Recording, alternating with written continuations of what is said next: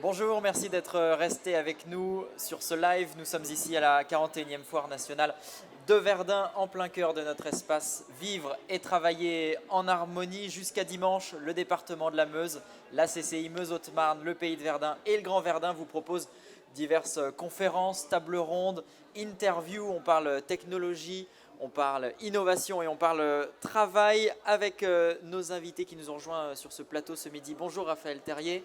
Bonjour Tom. Cofondateur d'Inclutech, on a déjà eu l'occasion de faire des émissions ensemble. Merci de nous avoir rejoints. À vos côtés, Stéphanie Brunella, bonjour.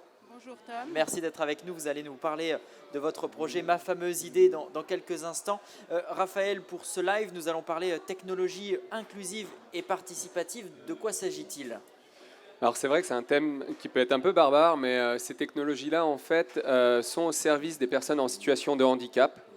Justement pour vivre en société, tout simplement, pour respecter un droit universel, celui qui est de vivre comme tout à chacun. Et donc des technologies pour compenser le handicap, nombreux d'entre nous les connaissent. Ça peut être aussi bien un fauteuil roulant, un lecteur braille pour les personnes malvoyantes, mais ça va aussi jusqu'à l'adaptation de l'accès au numérique et des appareils de communication lorsqu'on n'a plus l'usage de la parole. C'est le cas dans certaines pathologies et c'est le sujet qu'on va aborder aujourd'hui avec Stéphanie. Alors, je le disais, vous êtes le cofondateur d'Inclutech. De quoi s'agit-il ? Exactement, Inclutech, c'est une société qui s'est créée récemment avec mon collègue et associé Rémi Pernaut. Tout simplement parce que nous, on travaillait dans le secteur d'activité depuis 15 ans pour des entreprises commerciales qui distribuaient du matériel. Et en fait, on a vu des gros manquements aujourd'hui sur les marchés francophones de manière générale. Et donc, Inclutech a pour mission d'accompagner les fabricants pour améliorer en tout cas l'ergonomie et l'usage des dispositifs. Et Inclutech a aussi pour mission d'accompagner les porteurs de projets. C'est le cas par exemple aujourd'hui avec Stéphanie, mais ça peut être aussi dans le cadre du milieu scolaire ou alors dans les établissements de santé médico-sociaux pour accompagner des projets d'inclusion numérique ou aussi bien des projets de communication alternative. Votre but, en fait, c'est justement de démocratiser cette technologie qui, en France ou même ailleurs, n'est pas très développée. Exactement. En fait, sur la démocratisation, il y a un énorme travail à effectuer en France et dans d'autres pays. On voit bien que chez nos voisins européens, notamment en Europe du Nord, il y a une petite avancée culturelle sur le sujet. Mais aujourd'hui, on dénombre dans le monde 50 millions de personnes qui sont dépourvues de la parole. Et 50 millions de personnes. 50 millions de personnes aujourd'hui dans le monde. Et sur ces 50 millions de personnes, seulement 2% bénéficient d'une aide technique à la communication. Donc le chantier est important. Ce qui pourtant est quand même primordial, la communication, ce que vous nous disiez. Alors oui, c'est primordial parce que derrière ça, il y a quand même une convention qui a été signée par les Nations Unies. Et on pourrait citer l'article 2 qui dit que toute personne doit disposer de communication. C'est indispensable pour mener une vie sociale et autodéterminée. Donc il y a un grand chantier aussi bien en France, et d'ailleurs le comité interministériel du handicap doit en faire sa priorité, mais aussi dans d'autres pays. Donc c'est la raison pour laquelle Inclutech a pour mission d'accompagner cette démocratisation, aussi bien au niveau des utilisateurs que des aidants familiaux et aussi des aidants professionnels. Et au fil du temps, avec la technologie, on arrive à faire des prouesses. Alors oui, bien évidemment. Alors attention, c'est pas parce qu'on a le meilleur outil du monde qu'on va savoir s'en servir aussi. La technologie n'a de sens que quand elle est bien utilisée. Ouais. Et donc c'est un peu les formations voilà. et tout. Alors les formations Et aux personnes compétentes. Aux personnes compétentes, à la simplicité d'usage. Comme je dis toujours, si l'arrivée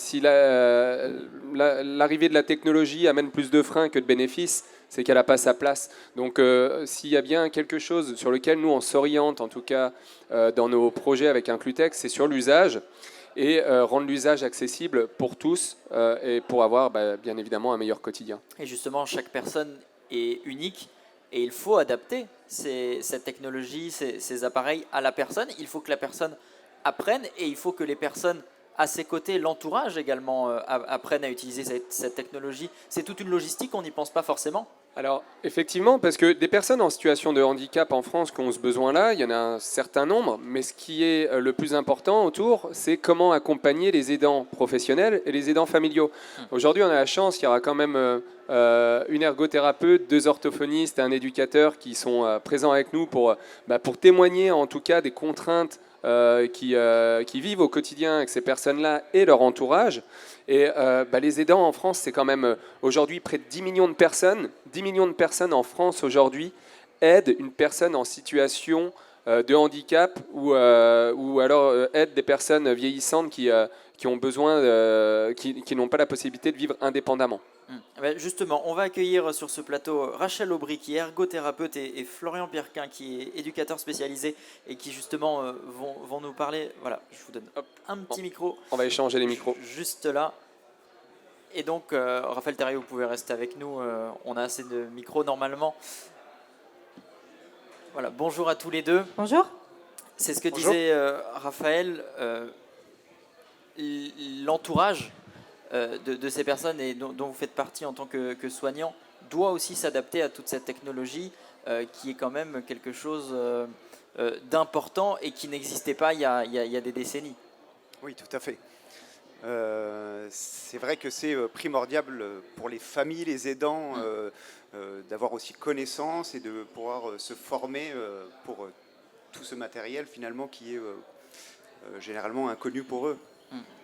Alors, je suis complètement d'accord. En effet, toute cette technique demande un apprentissage par la personne et par les personnes qui l'entourent, hein, si on veut que ça soit utilisé au quotidien et que la personne après arrive à être autonome avec ce moyen de communication. C'est vrai que nous, en ergothérapie, c'est vraiment ce qu'on fait au quotidien, c'est de rendre accessible et de permettre aux personnes de retrouver une autonomie et de pouvoir continuer à communiquer. Et ça passe notamment par les outils de communication qu'on a, les commandes oculaires ou tous les logiciels qui peuvent exister sur les outils numériques. Mais pour ce, il faut forcément passer par un apprentissage. Même si l'outil est bien pensé et souvent intuitif, il faut vraiment que les personnes s'entraînent. Et pour ça, en tout cas, il y a des professionnels dédiés, et en l'occurrence nous, notamment en ergothérapie, où du coup on va mettre en place le matériel, montrer à la personne comment s'en servir, la laisser en autonomie et vérifier au long cours en tout cas que ça peut être transféré dans son quotidien. Ouais, Raphaël Terrier, les soignants, c'est un pilier important dans cette technologie inclusive. Alors oui, bien évidemment, et puis en plus on a besoin de tout le monde, c'est vraiment une action pluridisciplinaire, donc là on a ergothérapeute, éducateur, orthophoniste, mais on a aussi des enseignants spécialisés, on a des aides médico-psychologiques, en fait tout le monde a son rôle à jouer dans le quotidien de la personne, et c'est pas à l'ergothérapeute de porter elle seule ou lui seul le projet, c'est vraiment une coordination pluridisciplinaire pour arriver à mettre en place ces technologies de manière fonctionnelle. Mais alors, tous ces équipements, d'ailleurs on reviendra sur concrètement les équipements, mais ces équipements ont un coût uniquement à la charge des malades ou également une prise en compte par l'État? Alors effectivement, on reviendra parce que c'est un peu l'origine du projet de Stéphanie. Il y a un coût de l'équipement, mais il faut voir le coût du projet dans sa globalité. Moi, je préfère parler d'un coût d'usage plutôt que d'un coût de matériel. Le coût d'usage, ça veut dire quoi? Ça veut dire, oui, il faut trouver le bon équipement, adapté et adaptable à la personne. Adaptable dans le sens de la personnalisation. Mais derrière, dans le coût d'usage, ça va être tout ce qui est accompagnement. Si on veut faire le parallèle, par exemple, avec la musique, on pourrait se dire, tiens, j'ai envie de jouer de la guitare. Il y a le coût de l'équipement, il y a le coût de la guitare. Mais qui, au quotidien ou de manière hebdomadaire, va me donner des cours? Qui va me donner envie de jouer, etc. Et bien, en fait, il y a vraiment le coût d'usage qui doit être revu. Alors aujourd'hui, il y a des prises en charge pour l'accompagnement. Alors, ils pourront témoigner à quelle hauteur et comment elles s'articulent. Ça, ils le sont mieux que moi. Il existe des prises en charge de l'État via anciennement appelées les MDPH, les maisons départementales pour les personnes en situation de handicap, qui sont financées par la CNSA. Mais on va voir pourquoi, en tout cas, Stéphanie a monté ce projet. C'est que ces démarches-là sont lourdes, conséquentes, elles ne sont pas équitables et elles ne sont pas totales. Donc ça veut dire qu'à un moment donné, il y aura toujours un reste à charge pour le bénéficiaire, et c'est ce qui crée des différences. Stéphanie Brunella, je vous voyais lever les yeux au ciel quand on parlait du coût. Le coût, malheureusement, c'est pas négligeable. Non, le coût n'est pas négligeable, et comme disait Raphaël, c'est pas équitable non plus. Disons qu'il y a beaucoup de malades qui renoncent à s'équiper, faute de moyens, notamment les plus de 60 ans, qui n'ont pas le droit à la PCH, la prestation de compensation du handicap. Et donc, du coup, ils renoncent à s'équiper de commandes oculaires et ils restent prisonniers de leur propre corps. Sauf que parfois, c'est indispensable. C'est indispensable. Mon mari donc mon mari est décédé de la maladie de Charcot en mai 2019 et il qualifiait cet outil de vital. Et voilà. D'où la nécessité de se battre pour que chaque malade ait une commande oculaire. Et cet appareil n'est pas un luxe, mais réellement une nécessité. Alors qu'à l'heure d'aujourd'hui, on a l'impression que c'est un appareil de luxe. Concrètement, on explique le principe de cet outil. Raphaël Terrier. Oui, parce qu'effectivement, dans le cas du projet de Stéphanie, elle citait la maladie de Charcot, qui est une maladie neurologique évolutive. Donc la personne perd ses moyens locomoteurs et donc arrive à certains stades, perd l'usage de la voix et perd l'usage des membres supérieurs et des membres inférieurs.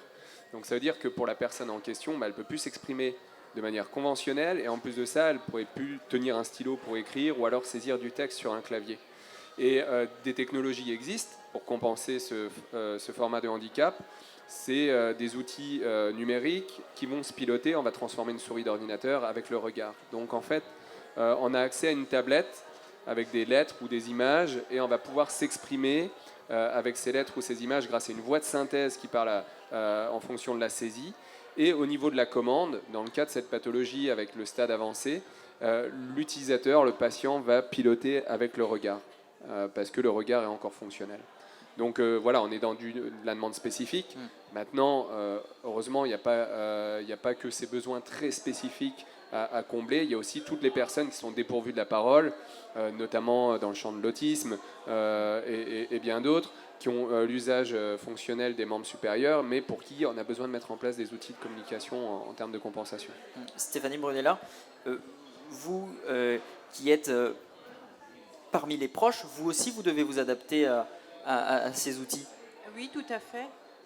Mais après, moi, Sébastien était très fort en informatique, donc il a su, grâce à Raphaël, il a su gérer tout seul. Il était même plus doué que moi, juste avec ses yeux. Donc, ça, c'est... Je vous voyais acquiescer, Florian Pierquin. Oui, non, mais c'est sûr que voilà, c'est important aussi pour les aidants qu'ils puissent être formés parce que c'est eux qui sont au plus proches et c'est eux qui ont aussi besoin de cette communication aussi avec leurs proches. Stéphanie Brunella, aujourd'hui, vous portez un projet avec Ma Fameuse Idée. Ma Fameuse Idée, c'est un budget participatif organisé par le département et on reparlera du principe un petit peu plus tard dans nos conférences. Pouvez-vous nous parler du projet que vous portez aujourd'hui ? Alors donc voilà, on a déposé un projet à Ma Fameuse Idée, donc le projet de l'investissement de commandes oculaires, de 5 commandes oculaires pour le département de la Meuse et pour les malades atteints de la maladie de Charcot en Meuse. Projet qui a été validé pour le moment par le département.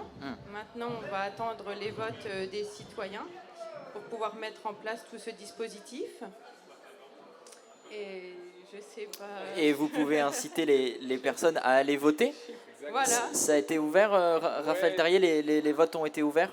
Oui, alors c'est pas encore ouvert. C'est vrai que tout résident meusien âgé de 11 ans ou plus pourra aller voter entre le 1er octobre et le 15 novembre. Donc c'est vrai que le budget participatif, le Conseil général accorde une enveloppe d'1 million d'euros qui sera répartie entre les différents lauréats, donc sachant qu'il y a un plafond de 30 000 euros pour chaque projet, ça va faire une trentaine de projets éligibles. Et donc du coup, sur la période du 1er octobre au 15 novembre, comme je disais, on va pouvoir aller voter pour les projets. Les projets qui recevront le plus de votes seront transformés, en tout cas en réalisation. Qu'est-ce que je voulais dire ? Oui, le projet de Stéphanie, elle est obligée de le dire. Pourquoi ça l'a motivée ? C'est qu'aujourd'hui, une personne en situation de handicap, comme a été Sébastien, et donc tous les malades de Charcot, ont une progression de la pathologie qui est très rapide, et que malheureusement, derrière tout ça, les services administratifs des MDPH ne sont pas assez réactifs pour pouvoir les équiper en temps et en heure. Donc l'idée du projet de Stéphanie sur Ma Fameuse Idée, c'est de pouvoir avoir un parc matériel de 5 tablettes de communication à commande oculaire et de les mettre à disposition, non ouais. pas à durée indéterminée, mais au moins le temps de la procédure administrative pour les malades. Parce que cette procédure, comment ça se passe concrètement? C'est une procédure, il faut s'inscrire auprès d'un... En fait, chaque personne en situation de handicap est éligible à différents programmes, on va dire. D'accord. Et comme disait Stéphanie, par exemple, il y a la prestation de compensation du handicap. Et malheureusement, pour être éligible, et c'est pour ça que ce programme-là n'est pas équitable, il faut avoir moins de 60 ans.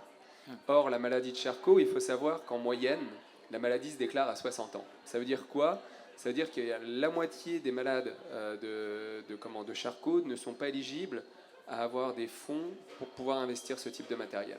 Donc c'est pour ça que je disais tout à l'heure que c'était pas du tout équitable. Et en termes de traitement des délais, aujourd'hui, quelqu'un qui dépose un dossier, et tu me corrigeras Stéphanie, et d'avoir la réponse, avoir une réponse et un financement en moins de 9 mois relève d'une grande performance. Et c'est une course contre la montre. Et c'est une course contre la montre. Stéphanie Brunella, vous disiez? Je disais, en 9 mois, la maladie a déjà bien progressé et avancé. Oui, c'est une course contre la montre entre le début de la démarche et la situation de la personne. Voilà. Le temps n'est pas le même entre la maladie et les démarches administratives, en fait. La notion du temps n'est pas la même. Et c'est pour ça que si on peut mettre à disposition rapidement, ça permet déjà aux malades, à l'entourage, de se familiariser aussi avec cette nouvelle technologie. Et si on peut les soulager un petit peu, parce que voilà, pour nous, c'est pas grand-chose de faire ça. Pour eux, c'est énorme si on peut leur apporter cet appareil.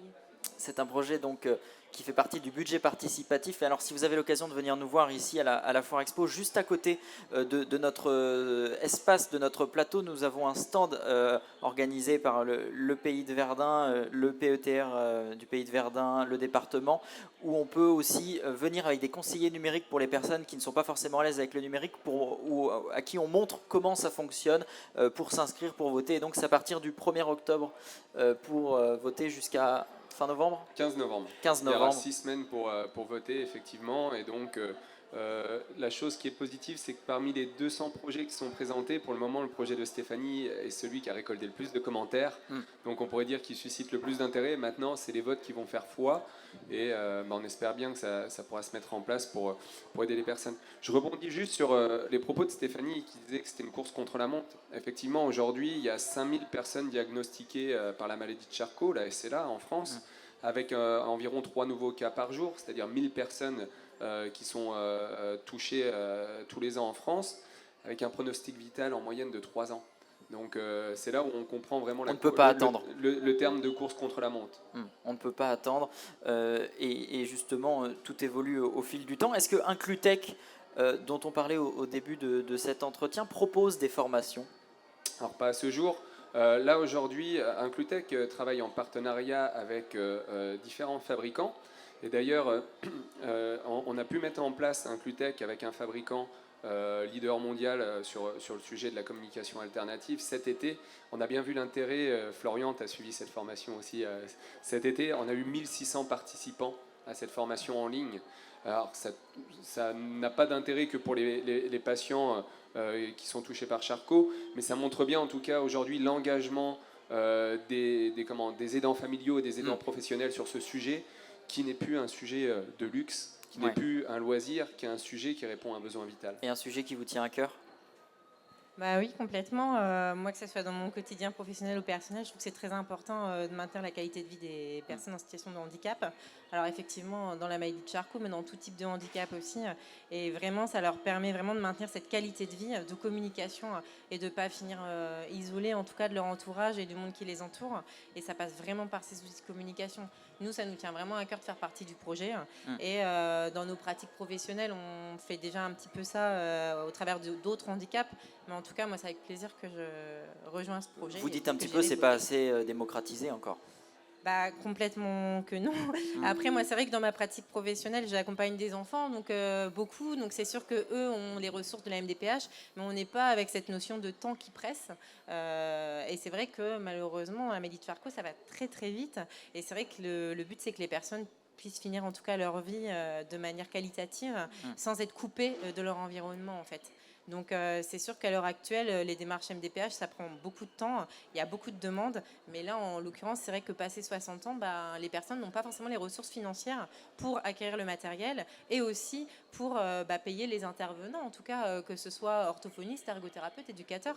Ça a un coût, nos interventions, et c'est vrai qu'en plus c'est nécessaire pour vraiment que la personne se saisisse du matériel et l'utilise rapidement au quotidien. Donc c'est vrai que si c'est pour recueillir du matériel, mais du coup de ne pas avoir eu de formation de comment ça fonctionne, alors évidemment les gens vont mettre en place des ressources pour y arriver par eux-mêmes, mais certainement que ça mettra plus de temps et que peut-être qu'ils ne vont pas en tout cas explorer la totalité des possibilités de l'outil informatique en tout cas. Raphaël Terrier, on a une idée du coup entre l'appareil, la formation, la mise en place? Alors oui, effectivement, on connaît bien les coûts du matériel. L'avantage, c'est que sur ces 15 dernières années, c'est un peu démocratisé. Alors après, il y a des grands écarts parce que c'est un peu comme dans tout domaine, tout va dépendre de la spécificité technique. Mais là, sur le projet de Stéphanie, où elle a retenu, on va dire, plus la quantité que la qualité, parce que pour répondre aux nombreuses demandes, elle a pris le choix de mettre en place des dispositifs, on va dire, qui ne sont pas extrêmement robustes, mais qui vont être utilisables à la maison. Et là, on est sur un tarif matériel d'environ 5 000 euros pièce. Donc c'est pour ça que sur son projet, il y en a eu 5.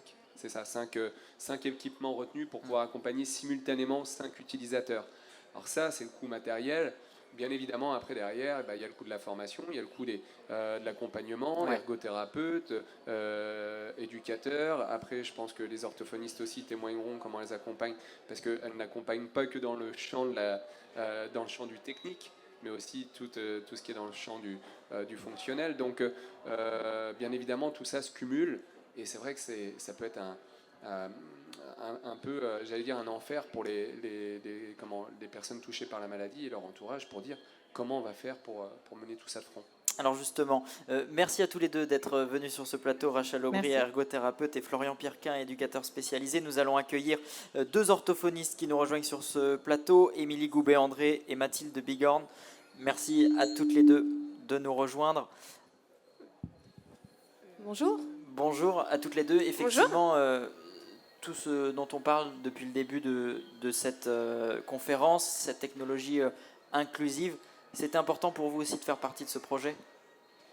Oui, bien sûr, parce qu'au quotidien, donc, on reçoit des adultes qui sont en mal de communication. On se rend compte aussi qu'il y a un coût qui est très important, qu'ils sont très mal accompagnés au départ. On se retrouve aussi nous seuls dans notre cabinet, donc c'est important aussi de faire partie d'un réseau, de pouvoir travailler en équipe. Et ce projet nous tient à cœur parce que, d'un point de vue personnel aussi, j'ai suivi du coup Sébastien. Et c'est vrai que c'était c'est un aboutissement également. Voilà. Comment ça se passe pour vous au quotidien avec vos patients? Comment vous les accompagnez? Alors on essaye notamment déjà de les accompagner de manière intensive parce que c'est un travail qui est long de mettre en place les outils de compensation numérique pour la communication. Donc il faut essayer de faire quelque chose d'intensif et il faut mettre tout le monde dans le même train pour que les parents ils soient aussi acteurs de cette prise en charge. Ça c'est très important parce que ça joue beaucoup au niveau de l'évolution de la communication de l'enfant ou de la personne. Donc on est vraiment là pour coordonner un peu aussi tous les professionnels autour de l'enfant. Un accompagnement très personnalisé en fonction de la personne aussi. Exactement. Chaque patient est unique. Oui, chaque patient est unique, quel que soit le type de pathologie. Les besoins ne seront pas les mêmes, l'environnement est différent. Les parents, les écoles, les besoins surtout ne sont pas les mêmes. Donc ça, c'est très important de travailler au cas par cas et de prendre en compte chaque patient de façon individuelle. Stéphanie Brunella, un mot pour conclure donc ce projet sur Ma fameuse idée. On pourra voter à partir du 1er octobre pour cet outil justement à destination de 5 personnes. On rappelle, c'est important, un outil qui est vital. Qui est vital. Et vous me disiez justement que votre mari pouvait faire ses courses, pouvait faire des choses que n'importe quelle personne peut faire en temps normal. Exactement. Pour ne pas se retrouver enfermé dans son propre corps, Sébastien a appris à utiliser la commande oculaire, à lire, écrire, écouter de la musique. Tout ce que vous pouvez faire sur votre tablette ou votre ordinateur, lui le faisait avec ses yeux. Et il faut se dire aussi que le malade a besoin de se sentir utile car il a une certaine culpabilité d'être dépendant, de se sentir un poids pour son entourage.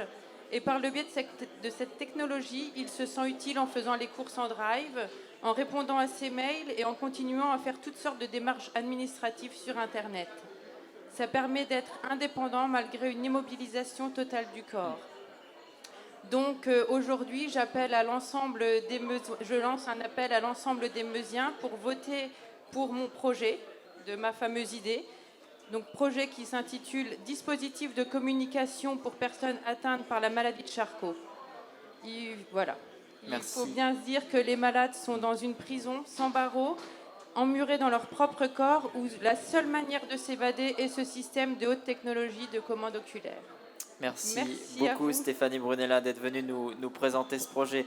Merci à toutes les deux d'être venues, Merci. Émilie Goubet, André et Mathilde Bigorne. Vous êtes toutes les deux orthophonistes. Et merci à vous, Raphaël Terrier, fondateur d'Inclutech. Vous allez retrouver évidemment le lien de ce projet sur le lien de notre podcast. Merci de nous l'avoir suivi. On se retrouve dans moins de 10 minutes. On va parler de Roule en Meuse, tout un autre sujet. Nous allons parler d'une opération que lance le département de la Meuse pour se déplacer. A tout de suite.